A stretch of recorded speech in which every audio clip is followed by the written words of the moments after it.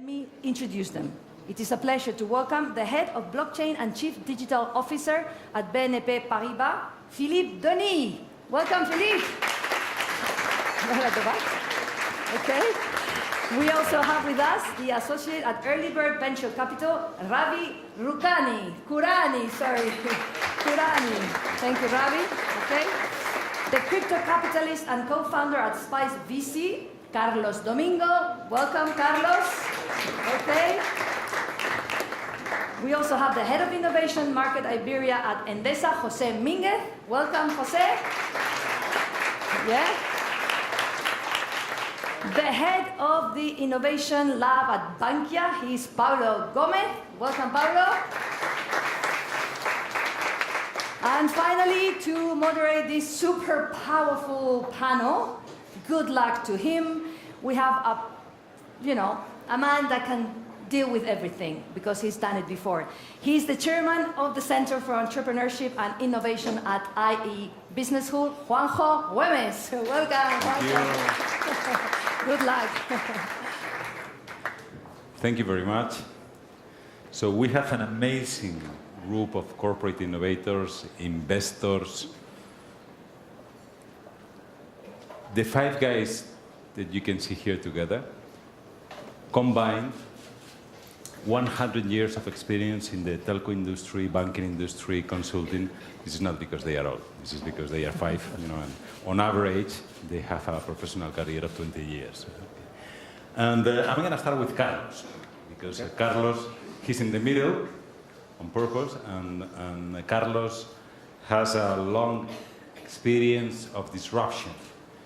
He has experienced disruption himself as the chairman of Telefónica Research and Development. He has contributed to disruption of several industries. He was one of the promoters of Guaira, okay, one of the first initiatives of big Spanish corporations to leverage on the startup ecosystem to foster innovation within the companies. And he's an investor in several startups personally and from the companies, and now he's based nobody knows where exactly, between Dubai, London, Madrid, Barcelona. But the thing is that he left the corporate world and he created a venture capital fund, Spice it's called, and he's precisely investing heavily in blockchain. Okay, so my first question for you, Carlos, do you think that the blockchain will do to the banking system the same thing that the internet did to the media and advertisement industry? So I think there's two types of blockchains, right? So one is like let's say the private blockchains that banks are deploying. A good example is Ripple or R3. R3 is actually invested by most of the banks, and this is basically a blockchain technology to replace the old SWIFT protocol that banks use to transfer money. You might wonder why, when you do an international transfer, I live abroad, I've been abroad half of my life, and it's very absurd that you send money from a bank in, let's say, in Dubai to Spain, and it takes 2 days, because you might think this is a computer transfer, right? So why it takes 2 days? Well, this is because it sits in very old, outdated protocols, and blockchain has the promise of being able to actually make this much more efficient. And this is fine, but it's not particularly exciting to me as well, because yes, instead of sending money in 2 days, and I send money in 2 hours, but it's not changing my life because I can still send money anyway today. And yes, banks are working on this, but I think the other side of the blockchain, which are the public blockchains and everything that happens around cryptocurrencies and the real digital money, as opposed to, let's say, PayPal or the current digital money, which is really not digital because it sits on top of the legacy, analog money payment systems. I think these things are where the revolution is really happening, and these things are really what is going to transform many industries. Of course, banking for sure. I'm not sure they will get transformed, or they might actually disappear, because this basically replaces banks in many aspects. But this is where real innovation is happening, and really the transformation of industries will happen, in my opinion. That is a good question, Ravi. Is blockchain going to destroy the banking industry? Is it going to change it? Is it going to improve its efficiency? Or what do you think? Yeah, I think generally I agree with what you said. I would add there's probably going to be 2 phases. And one is the complete disruption of the banking industry. And in my opinion, blockchain in its nature is a fully decentralized technology. That's why I think private blockchains are an intermediary solution. I think banks can use this technology to improve their existing business processes.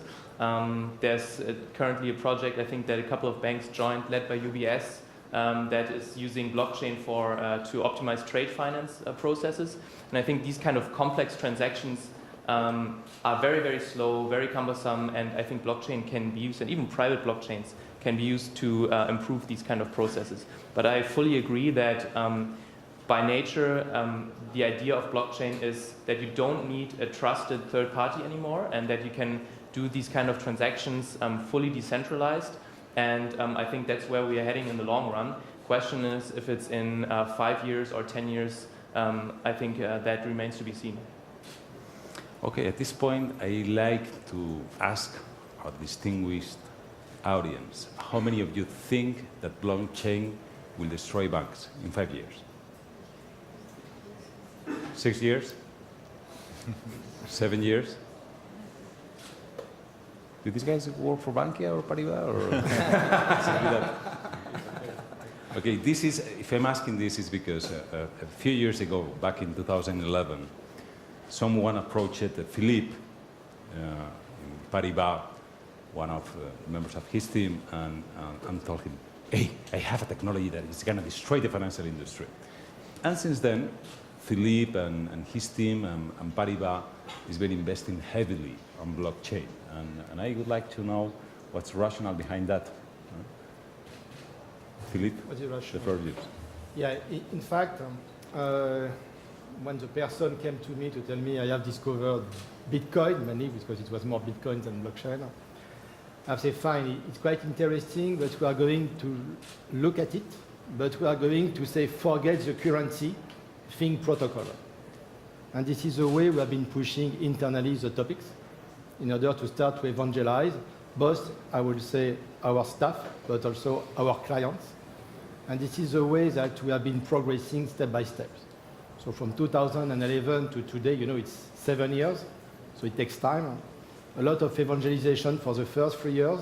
And then we have started to do what we have called biz hackathon, so things that you can see here all over the place, in order to say we are going to regroup a group of people in order to define how we can, in fact, hack our business by using this blockchain technology. We have done it for securities services. We have done it for trade finance and cash, what you have been mentioning. And then we have started to work with a team of developers. So the lab was created with developers that were working with us in order to deliver some solution. And the lab has started to produce some proof of concept. And then now we are, I would say, at the moment where some of this proof of concept will go live by the end of this year or early next year on things like internal cash transfers in order to go quicker rather than to go externally, do it internally within the bank on a private blockchain. We are also, it is called cash without borders in order to illustrate what we mean. We have also done other, I will say, topics on crowdfunding equity. The crowdfunding equity is managed, and at the end of the day, when we need to have the list of the shareholders, we have developed an application that is called Liberty, that is putting, in fact, the list of the shareholder on the blockchain, on the private blockchain with us, but also with the startups. Okay, so these are two examples. On the other side, we have also invested in digital asset holdings, which is a company that is working right now to replace the Australian Stock Exchange platform with a new platform, which is also managed by the Australian Stock Exchange. The outcome will be published by the end of this year, and then we will see what is the timeline in order to be distributed. Is it 1 year, 2 years, 3 years, in order to replace, I would say, a complete infrastructure or one part of the infrastructure to give benefit, not only, I will say, to the market, but also to the clients of this market. And we have also been participating, as mentioned, within Airfree, which is a consortium of financial institutions, 42 banks and 70 institutions worldwide, working together with POC, on POC, and working also on Corda, which is a distributed ledger platform technologies of this group. I think that what we discovered the blockchain, we were quite happy to discover it, but we were also quite unhappy to see that we could not make it on our own. That it has to be a contributive and collaborative effort to make it a success. Okay, blockchain has proved to be, I mean, there is a very successful use case, which is the cryptocurrencies. And as a technology, it has proved that it has an enormous potential. It is just blockchain, or there are other technologies around which maturity is in a stage that can, in combination with blockchain, begin to change everything very fast. Artificial intelligence, big data. Yeah. In fact, when we have articulated the way that the digital was going, in fact, to have an impact on BNP Paribas, we have said that there were, in fact, three main pillars, which was big data, artificial intelligence, and blockchain. And the message was to say it's a kind of free tsunami arriving at the same time. We have not been used to this type of transformation and to this speed of transformation. And it's going to be a combination between these three. That means whatever solution we will implement, whatever delivery we will implement for our clients, at the end of the day, it will be a combination of big data, blockchain, and artificial intelligence. And this is what you're working at Bankia. Pablo? We are starting. Enjoying artificial intelligence and big data and blockchain exactly. in your lab. Exactly. So you have a playground in Bankia? We have a playground in Bankia. We set it up like 1 year ago. And we have two places. One is in Valencia and the other one is in Madrid. And we're currently working on all the technologies that Philippe was just mentioning. Bankia comes from where it comes, so probably the last few years it has not been the most innovative bank in the world. And we're a local bank also, so we have certain restrictions on our side. But right now what we're mainly focusing is blockchain, artificial intelligence, and big data, mainly. Regarding what was being said before on private blockchains and public blockchains, obviously we're working on private blockchains for efficiencies. I think everyone is doing that. That's no issue. And I'm very interested on the first question that you posed, if blockchain is going to disrupt the banking industry in 5 years, 6 years. I don't know. You are interested because you think that it could be a chance. Don't say anything. But it is being recorded. Yeah, So mentioned that the internet disrupted media and disrupted newspapers. The first wave of internet, the internet we all use, is the internet of information, right? Yeah. So what is good is as decentralizing and democratizing how people can share and access information. This is why everyone that had a business based on information got disrupted, whether it's content, information, etc. This is what has happened, right? The public blockchains, you can think of it as the internet of value.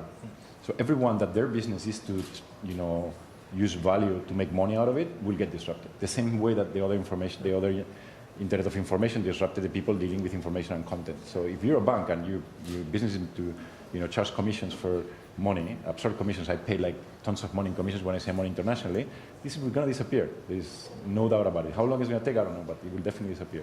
So we're just wondering about when it's going to happen. Exactly. The sooner the better, because it will be cheaper for everyone. Especially for you that you're investing in blockchain. I'm investing in people disrupting other people. So blockchain is not just challenging or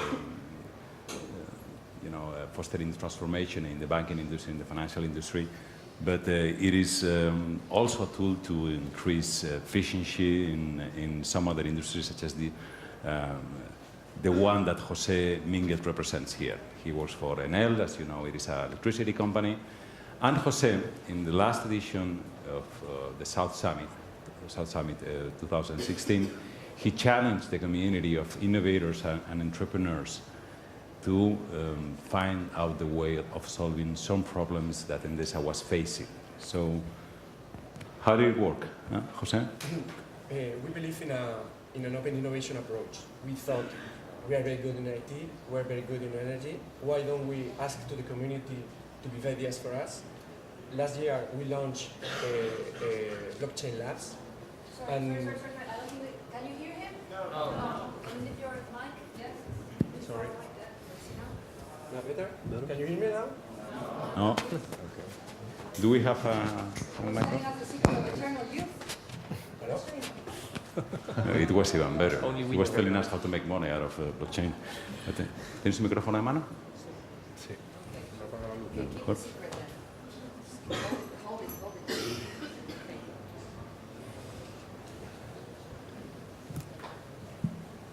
No, okay. I repeat. I think we are very, very good in technology. We are very good on energy, but we decided to get an open innovation approach. This is the reason why we launched Blockchain Labs. We asked the community, why don't you propose us solutions? Because we don't directly promote the technology. And it was very interesting because since last year we have 45 proposals from 10 different countries. And then we hired people, specialists in blockchain, to analyze this. We learned a lot during all this process. We are evaluating 11 different business models. And we have put in contact for a different approach to the business lines. At the end, the use cases we found are a little bit already known, but we found specific companies, that universities and startups that came to us proposing things. What kind of business case we found? Peer-to-peer of energy, which is very known in the community. Electricity vehicle approach. We put in contact with our specialists from electric vehicle we have in Enel. And we found startups and big corporations that give us, and we are analyzing big use cases with them. So we are now in the process of taking this to reality. Because sometimes you think the technology is the means, but this is not the means. You have to prove you have value add to the end customers. Especially with a new technology, you have to scale, which is a main problem of this technology. You can have a startup that has made a use case for 10 users, but you have to think, you always think in millions. Endesa has 11 million clients, Enel 60 millions, and we need massive implementation of these technologies. Yeah, it is not just about technology, it is about business model innovation actually, and this is what you can get from your relationship with the startup ecosystem. And this was precisely one of the ideas of South Summit when it was founded as Spain Startup and Investor Summit 6 years ago. That first we were convinced that there were quality startups and the deal flow was good in Spain. Nobody believed it, but we proved that it exists and you're here and amazing startups coming not just from Spain, but from many other European countries. And the second one is that there are a number of innovative corporations that can really leverage on the startup ecosystem and to make the most of it and to learn new business models and innovating, leveraging on startups. So let us talk about investment strategies. And what are your investments, Philippe, at Paribas after 7 years of dealing with blockchain and artificial intelligence and big data? You are investing directly from the bank? Do you have corporate venture capital funds such as other big financial institutions? Or? Okay, so I would say that most of the investment that we do, in fact, at the bank level. So we do not have a fund as such that is going to invest into startups, into companies. The main investment on the blockchain that we have done so far was Digital Asset Holdings, which was a company in the US that was targeting, I would say, 3 specific activities. One was a repo, another one was a syndicated loans, and the third one was the Australian Stock Exchange. So you can see, so these are very market specific. And then we have also invested in Airfree, which was at the beginning a consortium, and now it is a company that is going to deliver software, and that is also going to deliver an infrastructure in order to host this software. That means it's going to be a kind of cloud delivery services for distributed ledger technologies in order to support not only the POCs that have been done, but also to support the product that will be issued by the various members. And then we meet a lot of startups on a regular basis. Certain we've been there every 6 months, every year, in order to see how did they pivot, what is their new business model, and then if it makes sense, we invest in them when it's opportunity. It's going to be interesting to know the perspective of a VC investor. You're mainly investing in infrastructure rather than in apps based on blockchain. Is that right? Yes, exactly. So we have been interested in the blockchain space for a couple of years, and we have looked at many companies, and we've made 2 investments to date. So the first one was already in 2014 in BigchainDB, which is a blockchain database company, and the second one was earlier this year in Shapeshift, the digital currency exchange. And so basically our hypothesis on the blockchain or crypto space is that we still believe that even though there's a lot of hype at this point, the industry and the technology is still very young. So we think that the infrastructure to build applications in this space still needs to be built, and we cannot tell yet which of the applications is going to be successful, if it's going to be the next Facebook or the next LinkedIn or whatever. But we rather think that at this point, there still needs to be the infrastructure layer and the middleware layer and kind of the tools to build applications are still not even there yet fully. So at this point, we invest in companies that either build kind of middleware or the layer that allows other people then to build applications on this later. So in this case, that would be BigchainDB that kind of provide database solutions to then build applications on top. Or we invest in businesses that are kind of don't care which of the blockchain applications will in the end succeed. So Shapeshift is an example of this. So they grow as long as the crypto sector grows, because they obviously their business model is to take a transaction fee out of transactions between different cryptocurrencies. So this is kind of, so we try to make investments in the space that are agnostic to specific applications at this point. Carlos, what about the space?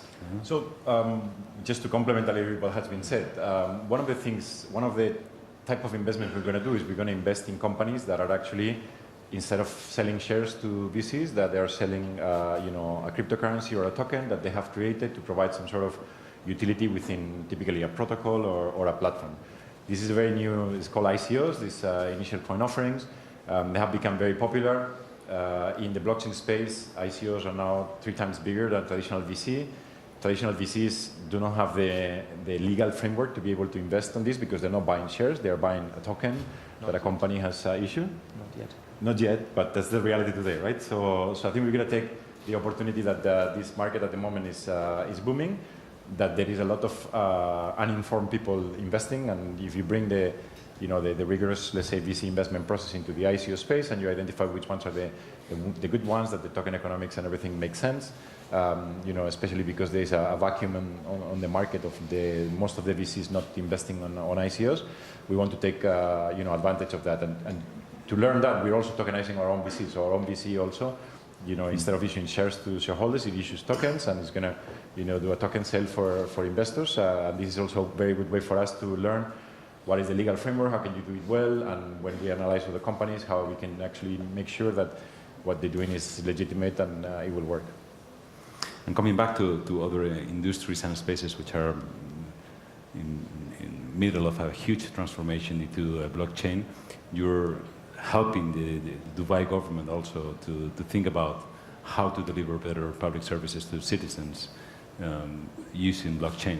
Correct. So Dubai has I've been working for the last couple of years as leading the industry side of the smart city project in Dubai. It's a very ambitious smart city project, and as part of the smart city project, there was a creation of something called the Dubai Blockchain Council, which was basically a council of a number of people. I was there, as well as one of the members that discussed, how can the Dubai government adopt blockchain to improve, the digitization of the transactions and the relationship with the citizens. And he came up a very ambitious strategy for 2020 of basically move all the transactions that any citizen needs to do with the government, with any agency, to make them digital and to secure them and facilitate them using blockchain technologies. And this is probably, if they manage to do it by 2020, will be basically the first country that is run on a blockchain. So, okay. Pablo, banking system again. Banking system. I We know- are not yes, yet into yes, ICOs. Yes, but you're dealing with startups. Yes. Maybe it's too early to begin to invest in startups, given the legacy of Bankia and where it comes from that you just mentioned.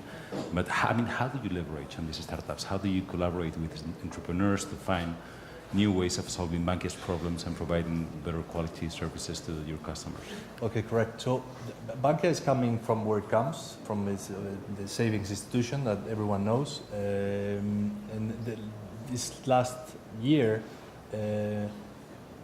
we are working on an open innovation environment where we think that working with startups, like what probably everyone is doing, is going to leverage the solutions that we want to deliver our customers. That's one side. And the other side is how can we take advantage of the technologies and the business models to drive different sources of income for the company. But we are not into ICOs. Just one comment for probably. Are you opening a new debate? No. Just probably. No, you the can. audience is aware. You're in bad. Just to get an idea of how big the ICO market is, the last quarter I think it was triple what VCs were pouring into the blockchain. 3 times. Probably now it's 5. I don't know until when is that going to last. What do you think? I think that first you're going sorry to for see VCs interrupting. getting into ICOs. Eventually it will happen, right? Because otherwise they're being left out of investing. And this I mean, is they are probably- already. I mean, Yeah. there are a couple Well, of funds some that are of them. investing. So there's some of them. What they've done is they've invested in other funds. That those funds specialize in ICOs, like but I mean, Anderson Horowitz is investing on Pantera and things like that. So, Yeah, but there are first. I mean, so there are a couple of funds that are, I think, are getting ready to invest in ICOs. I know. As far as I know, so there's so Blue Yard Capital from Berlin. They've invested in ICOs, and I think Andreessen actually as I well. think invested in Filecoin. Yeah, It's yeah. a known one. But Yeah. overall, most of the money of the ICOs today comes from very different sources. So it's either individuals that want to participate in a community project and want to invest, and they have their own money.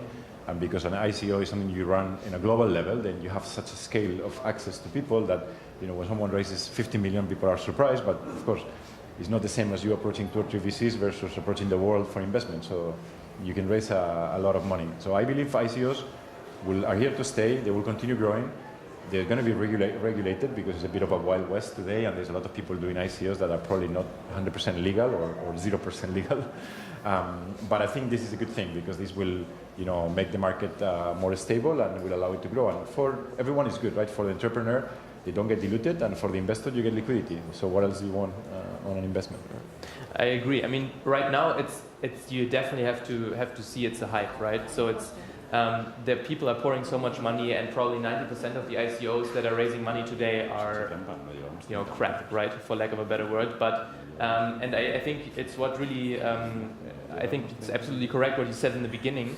The value that traditional VCs can bring is to invest in ICOs, but use the diligence that they have also used on other startups before, right? And this is basically what we do, and this is what we are. I mean, we are getting to ready to invest in tokens directly ourselves, and I think we are going to be the bridge that is going to invest in this new asset class, but brings the diligence that comes from years of experience in early stage startups, because that's what blockchain startups are in the end. They're early stage startups like all the others too, and you have to apply the same diligence if you want to invest in success, or if you want to be a successful investor.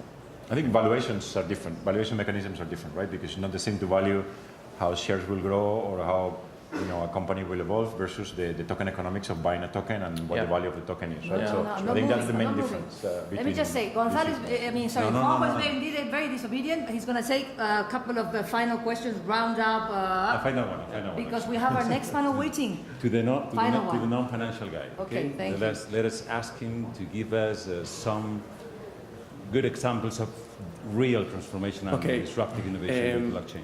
We talk a lot about the future. I'm going to talk about the present. Apart from the blockchain labs, we have another initiative which is called Interchange. Last year, it was made the first trade between 2 companies in Europe, and this project is First, I'm going to explain very, very shortly what's the trading. We as Endesa, we are selling energy to our customers in Germany, but we don't have generation there. How we do this? We cover our position with financial products, okay? So 33 companies from all Europe, between Denis, Endesa, and Enel, joined together with in Interchange. And at the end of this year, they're going to have the first platform, proof of concept, who is going to be able to do energy trades. And I think this is going to be a very big revolution in the energy sector. Okay. Please, a big hand to these amazing panelists we have enjoyed in the last 25 minutes. The good news is that they're going to be around at South Summit if you need to speak to them. Thank you to Juanjo Güemes and his 100-year-old experience panel. Thank you. Okay.